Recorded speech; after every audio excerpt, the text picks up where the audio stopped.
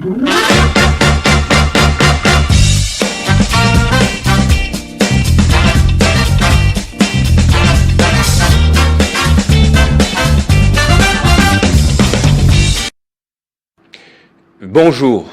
bonsoir. Aujourd'hui, nous allons décortiquer, au mieux lire et parcourir ensemble un livre qui, sans langue de bois, fait le diagnostic de tous les problèmes, de tous les maux qui nous rongent, qui nous gangrènent et qui causent notamment la désintégration ou la désagrégation de tous les tissus sociaux, économiques, politiques et même sécuritaires de la RDC. Le livre est écrit par un Congolais, Philémon Mananga Boula, que je vais présenter tout à l'heure. Le titre de l'ouvrage est interpellateur et même évocateur. Congo-Kinshasa, un géant aux pieds d'argile, de la fragilité d'un État à la rupture avec la culture du mal zaïrois. Qu'est-ce que c'est le mal zaïrois? Pourquoi? Après près de 44 ans, alors que en 1982, Ngunz Karlibon écrivait déjà Mobutu, l'incarnation du mal zaïrois. Aujourd'hui, on en parle encore. Quelles seraient peut-être les pistes de solutions pour nous sortir de ce gouffre? Philémon Mananga est avec moi. Bonsoir et merci encore une fois d'avoir accepté de nous partager toutes vos recherches sur la RDC. Merci beaucoup. Alors, pour votre présentation, vous êtes né à Kwimba. À Kwimba. Kwimba, pas Kwimba. Okay. À Kwimba, dans le territoire de Tchéla, au Congo central. Vous êtes diplômé en économie de l'UNIKIN. Vous avez fait vos études primaires toujours dans le Congo central, exactement. Alors, ce qu'on peut retenir encore de vous, vous étiez auditeur comptable et chef de service administratif et commercial dans pas mal d'entreprises. Et vous êtes aussi enseignant, en tout cas, c'est ça? Oui. En bref. Alors, ce livre de 351 pages, subdivisé en 5 parties, avec des chapitres. Je vais lire rapidement quelques chapitres qui me paraissent vraiment intéressants. Il y a notamment la musique, la danse à la congolaise, c'est répertorié parmi les problèmes, parmi les mots. Il y a un autre chapitre dont le titre m'interpelle énormément. Vous dites la négligence des valeurs morales. Je vous poserai la question de savoir d'abord c'est quoi les mal zaïrois, est-ce l'absence ou l'abandon des valeurs morales. Alors il y a un autre titre aussi sur lequel on va revenir vers la fin, c'est Mobutu, président fondateur et guide à jamais. On commence par le début. Pourquoi avoir repris ce vocable? C'est pas vous qui l'inventez justement, le mal zaïrois. Est-ce qu'on est toujours dans ce mal alors que nous sommes RDC depuis près de 30 ans maintenant? Merci. Nous sommes redevenus RDC. Ok. Avant de répondre à votre question, j'aimerais partir de cette vérité connue de tous. Oui. Le Congo, notre pays, est un géant, mais aux pieds d'argile. Donc vous comprenez qu'un géant a des pieds faits de l'argile de potier, bon, il ne peut pas se relever. Ouais. Donc le pays est complètement par terre. Mais pourquoi il ne se relève pas? Et c'est à cause de la culture du mal zaïrois. Alors pour comprendre le mal zaïrois, nous sommes en 1977. Déjà. Mobutu domine sur le pays qu'il a baptisé de son propre gré Zaïre. En 1977, c'est lui qui s'appelait déjà le sauveur, le guide, le timonier. Il se rend compte que son action à la tête du pays mène le pays droit à la ruine. Alors, comme il était déjà habitué aux manœuvres dilatoires, il fallait chercher dans l'immédiat des boucs émissaires qu'il fallait rendre responsables de cet effondrement du pays qui était en train d'arriver. C'est à ce moment-là qu'il va prononcer les fameux discours sur le mal zaïrois, où il répond, où il avoue que l'élite politique du pays, à cette époque-là, était constituée d'un alliage tragicomique des musiciens, des danseurs, des parvenus, des irresponsables et des vantards. Donc pour lui, il disait que si le pays ne marche pas, ce n'est pas lui Mobutu. C'est l'autre. Ce sont les autres là, donc les ministres, à l'époque on les appelait les commissaires. commissaires d'État, commissaires du peuple, les députés, c'était eux donc les responsables de l'effondrement du pays. Voilà. À vous entendre, le mal zaïrois, c'était plutôt des personnes. Des personnes. Et non, leur comportement. Et non des choses abstraites, notamment des valeurs. Voilà. Alors, mais maintenant, quand on regarde le cheminement politique du pays depuis cette époque-là, j'ai l'impression que le mal zaïrois est devenu finalement une culture. Ça s'est ancré. Voilà. Donc, pour entrer et demeurer en politique, voilà, il faut partir de cette école-là du mal zaïrois. De parvenus, au pouvoir, et à chaque fois, quand il y a des problèmes, non, ce n'est pas moi, ce sont les autres.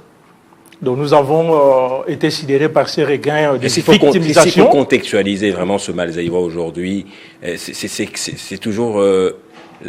Est-ce qu'on va dire que Mobutu n'existait plus? Le mal zaïrois est défini par quoi? Heureusement que vous avez souligné un chapitre. Mobutu, président fondateur et guide à jamais, nous allons y revenir. Parce que si on regarde bien, c'est cette culture-là que Mobutu a identifiée, qui continue à nous envoûter malheureusement. Donc c'est comme si Mobutu était encore en train de diviser ce grand pays. Et c'est cette culture qui est à la base de tous les maux.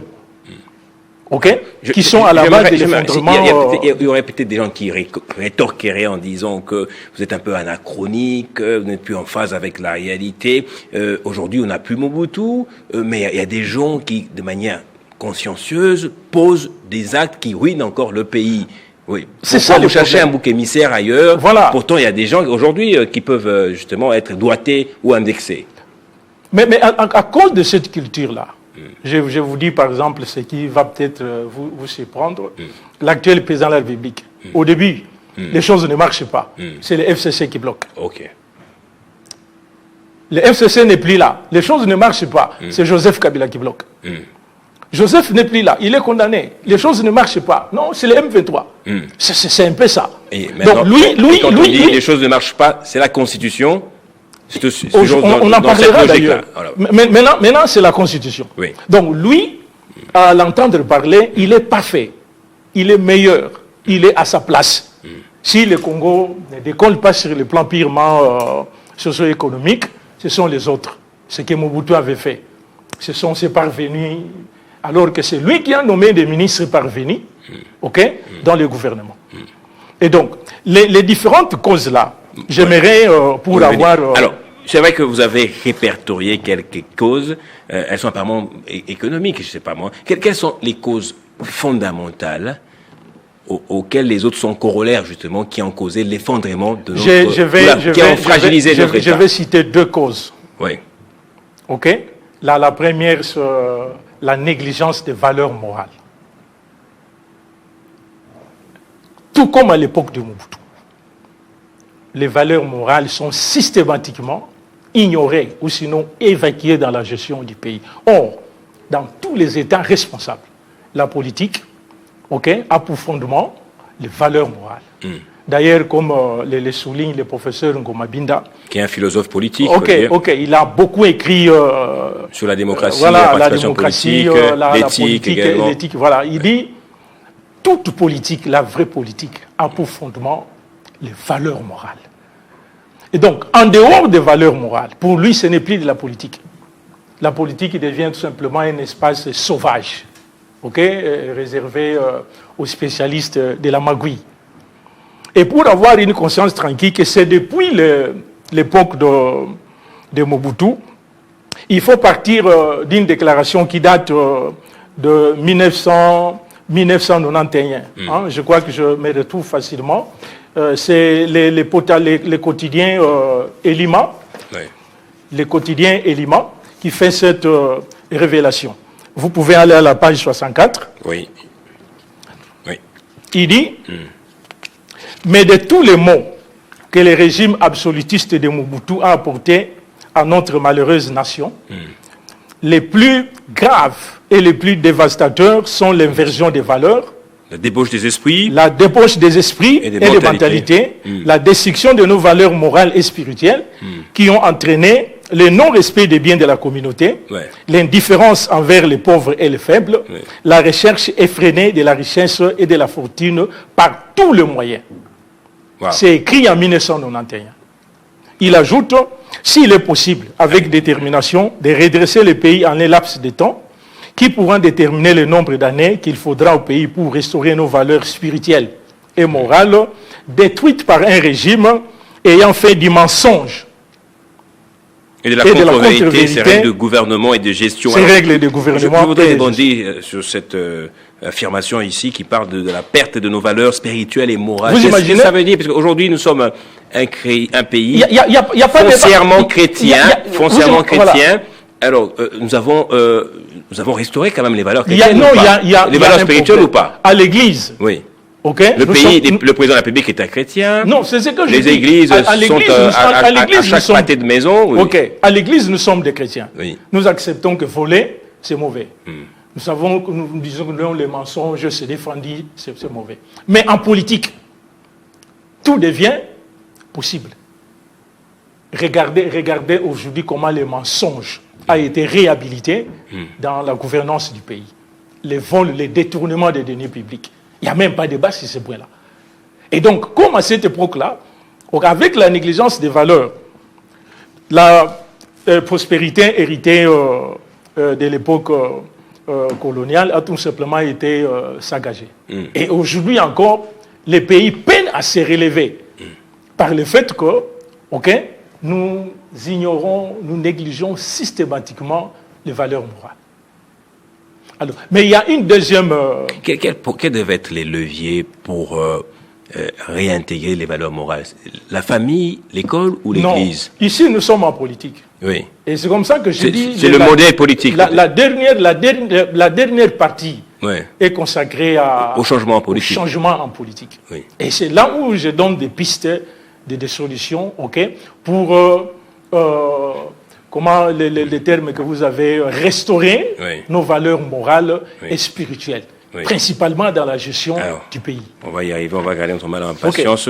Je dis aussi rapidement ici, vous avez épinglé quelques projets importants, notamment le projet Inga, le projet Bukangalonzo, le programme de 100 jours, et vous dites les dessous des affaires d'État. Alors quel lien vous faites entre ce projet et la fragilisation de l'État? Le problème est que quand vous lisez cette partie-là, les titres même de la deuxième partie, c'est le mal zaïrois et les dérives économiques. Vous voyez? C'est-à-dire, avec ce type de personnes-là, de menteurs, de voleurs, de parvenus, et leurs pratiques, le développement du pays a été impossible. Au contraire, tout ce que nous avons hérité de l'époque coloniale, a tout simplement été saccagé. Et maintenant, je démontre que sans la rupture de cette culture du mal zaïrois, quel que soit ce que l'on fera, le résultat sera le même. Vous voyez les projets Inga. C'est parmi les projets qui devaient faire de notre pays un grand pays sur les plans purement économiques. Mais conçu, exécuté dans la logique du mal zaïrois. Au lieu de résoudre des problèmes, il en a créé d'autres. J'ai donné encore l'exemple du parc agro-industriel de Bukangalonzo. Au lieu d'être porteur du développement, compte tenu d'ailleurs de la publicité qu'on a fait lors du lancement de ce projet, et surtout les moyens que la République a engagés, à la fin, c'est un fiasco. Aujourd'hui, ce projet qui devait être, comment dirais-je, l'exemple d'autres parcs agro-industriels à travers le pays est l'ombre de lui-même. Alors, est-ce qu'il ne faudrait pas peut-être dire aujourd'hui, parler du mal congolais? Bon, moi j'aurais aimé rester dans la logique de celui. Les 100 jours sont récents. Bukangalonzo également, mais vous voyez même le programme de 100 jours. Quand vous regardez, c'est conçu et exécuté dans la logique du mal zaïrois. Mais c'était de la poudre aux yeux dès le départ. Comment en 100 jours on pouvait répondre à toutes les priorités, les préoccupations à la fois sociales, économiques, de santé. Donc, en 100 jours. Les 100 jours, peut-être que j'aurais aimé que vous puissiez dire que ça sentait un peu le moisi dès le départ. Donc à moins qu'on soit un enfant, je l'ai dit d'ailleurs, pourquoi dès le départ que non, en 100 jours, on pouvait réaliser tout ça? C'était une farce. Ah, d'accord. Et la fin a fini par donner raison à tous ceux qui se disaient que c'est un autre moyen pour voler la République. La fin, tout le monde a vu. On a commandé ce qu'on appelait des maisons préfabriquées qu'on n'a jamais vues. Oui. Okay? Mais dans l'entretemps, cette affaire-là a enrichi des dizaines de personnes. Okay? Alors, passons maintenant à la deuxième cause, Oui. de l'effondrement du pays. J'appelle ça la négligence de la mémoire de notre histoire, l'histoire de notre pays, particulièrement l'histoire de la conférence nationale souveraine. Mon cher, au début des années 90... Ça devait être un point d'un nouveau départ, notamment. C'est ce que je veux dire. Donc, après l'effondrement du pays, Oui. okay, dit à la culture du mal zaïrois, les Congolais, les Zaïrois de l'époque avaient pris conscience, même si c'était tardivement. Ils se disaient que non, on ne peut pas continuer à vivre comme ça. Ils voulaient avoir des réponses précises. Comment un pays, qui, à l'indépendance, avait atteint les stades de prédécollage industriel, se retrouve soudainement ruiné. Et c'est comme ça que Mobutu va convoquer la conférence nationale souveraine.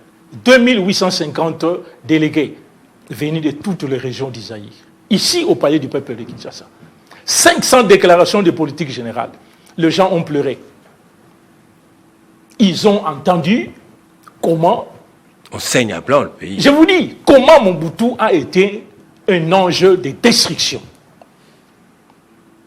Des recommandations avaient été données. C'est que l'UDPS appelait à l'époque les acquis de la conférence nationale souveraine. Mais comme je l'ai dit, on a négligé l'histoire de cette conférence. Ces acquis, toutes les recommandations qu'on a données pour ne plus revivre l'expérience du moboutisme aujourd'hui, c'est devenu malheureusement des droits acquis. Alors, puisque vous parlez de la mémoire, il est vrai que si une nation ne sait pas d'où elle vient, elle ne saura justement pas se projeter dans l'avenir. Mais on avait l'impression d'assister à du déjà vu avec avec le pacte social proposé par l'Église catholique, justement. Est-ce que vous pensez qu'il faut un autre pacte ou un retour simplement aux acquis de la CNS? La sagesse recommande que quand les repères sont perdus, il faut revenir à la case départ. Il ne faut pas un autre pacte, mais il faut revenir à la CNS. Il faut revenir à la case départ. L'UDPS veut qu'on ait recours à la constitution de 92 de la conférence nationale souveraine. Je vais y revenir d'ailleurs. Bon. Parce que aujourd'hui, même l'UDPS est tombé dans son propre piège. Ces gens ont combattu Mobutu, Mobutu voleur, Mobutu dictateur, Mobutu assassin. Qui heureusement aujourd'hui, soudainement au pouvoir, comme je l'ai dit, on comprend tout le monde que c'est un parti qui n'était pas préparé à gouverner le pays. Et comme il fallait faire quelque chose... Vous parlez comme un politique, là. Mais je suis économiste. Ok. Comme il faut faire quelque chose, eh bien, c'est le moboutisme qui indique le chemin. La forme républicaine de l'État imposée par Mobutu. L'UDPS est d'accord.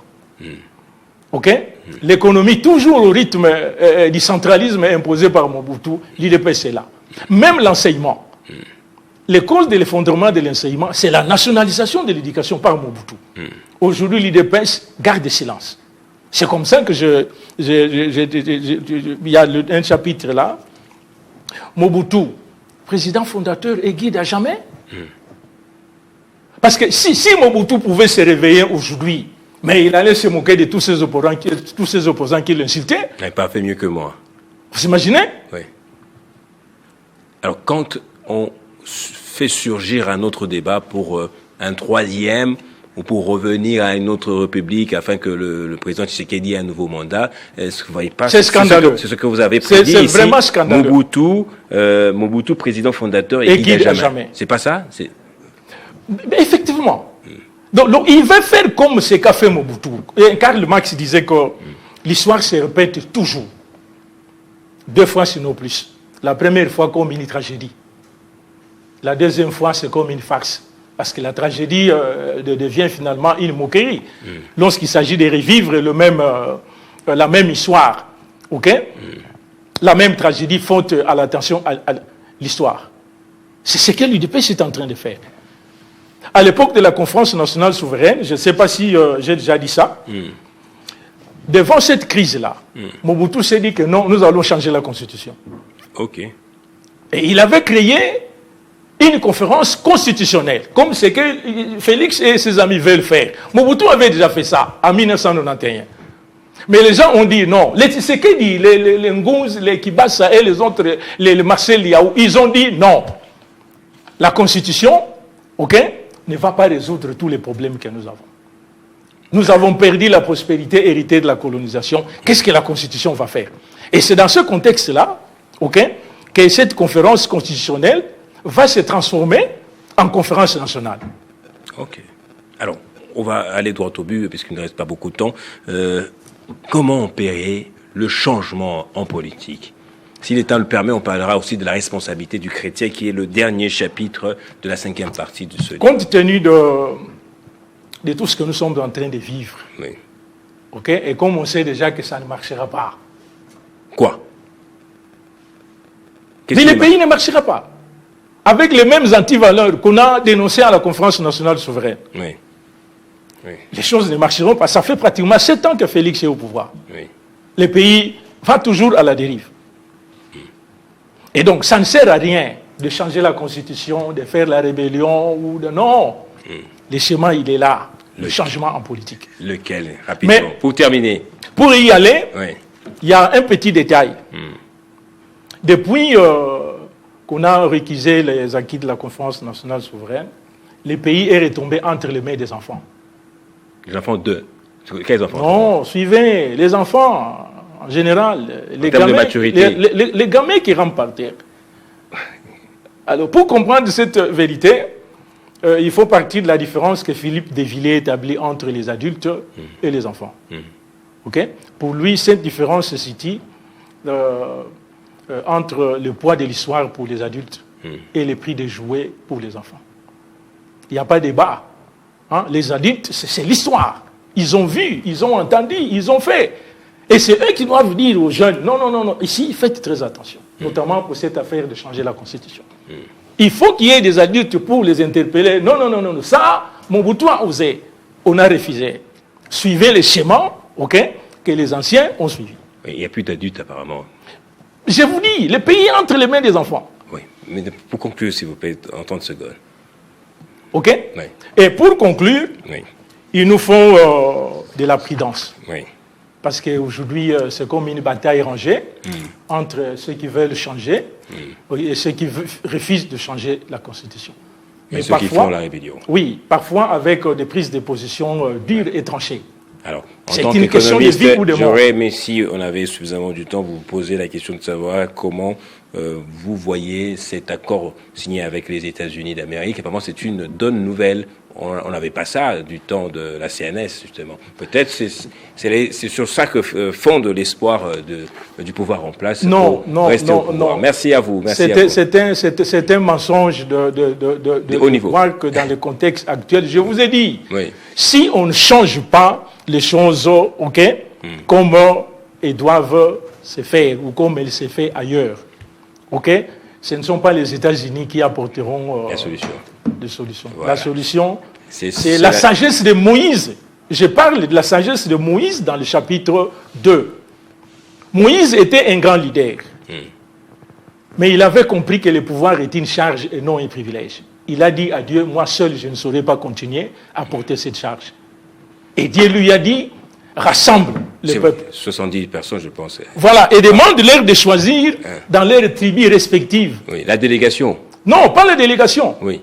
Ceux qui doivent gouverner le peuple. Il dit des hommes sages, intelligents. Des hommes qui craignent Dieu. Oui. Des hommes intègres, ennemis de la cupidité. Et donc, nous devons retourner. C'est ce que l'Église catholique, d'ailleurs, appelle le dialogue... Le pacte social je ne sais pas si ça... Mais ils font appel au dialogue inclusif. Oui, j'ai suivi même la position de l'ECC. C'est la même chose. Merci à voilà. vous. Merci à vous d'être passé. Le livre est là. L'auteur a écrit.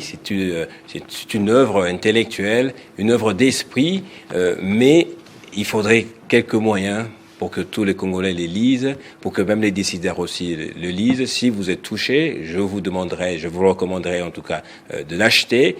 Pourquoi pas de venir soutenir l'auteur, parce que si un changement arrivait, ce sera au profit de nous tous et des prochaines générations. Merci à vous pour votre attention. Merci à Philémon. Au revoir. On se retrouve dans d'autres émissions. Thank you.